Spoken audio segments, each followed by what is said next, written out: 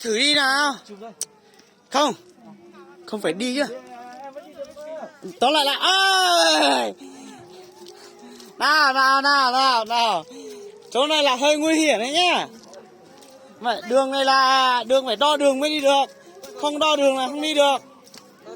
Cho anh và hai trang nhé. Hai trang nhé. Vâng. Đi tăng cái. Có nhưng mà nay sáng em đưa thằng dê cần video. Thế thì phải về nhà thôi. Ok, nhớ trong chỗ này tụi nó giờ. Tại nó do bé tụi giám đốc công ty cổ phần Hâm Mông Bọn S lúc trong trong na.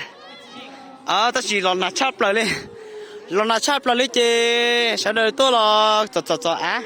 Bleta, sau đó có khó tình nữa giờ. Rồi sẽ chắp lại.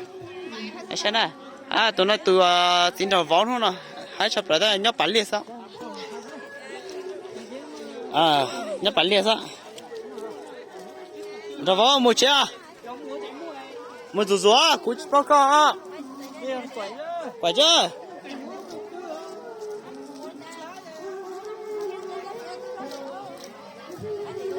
Cái này muốn á, ôi ôi. Tuyệt vời chưa? Mọi người thấy tuyệt vời không? Đông lắm. Nhưng mà mọi người về hết rồi. Đây. Đang rất là đông luôn nha.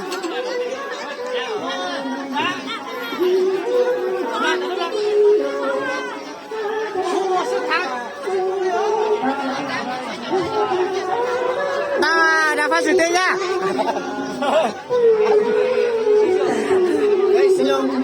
Đây xí không? Không biết luôn đấy. Nhưng mà nãy anh xí chưa say đâu anh xí. Đứng ở bên cái bát tay xong để chạy về nhà rồi. Về nhà ăn. Chạy đi kia.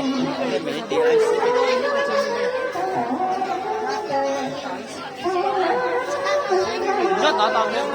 Rất tầm trắng á.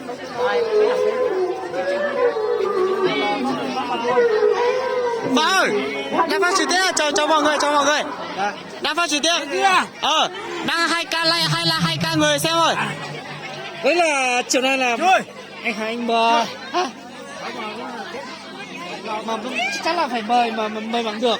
Giao cái này Nhưng mà bố cái này là của ai với ai à? Nhưng mà của ai với ai à? Thôi về nhà làm này nhá. Về nhà làm này nhá. Giao mỗi con thôi hả? Mua cho từ từ đi. Chương trình là cháu xem cung của cháu. Tôi coi nhá. Cú chạy, cú mà ngang. Cú mà bay ngang. Rồi. Ở nhà thì để cháu dạy con. Các bạn khó là lớp của họ ra. Khó là công mua trong lớp của nha. Khó là từ khó. Bây giờ về nhá. Anh xí. Có lên.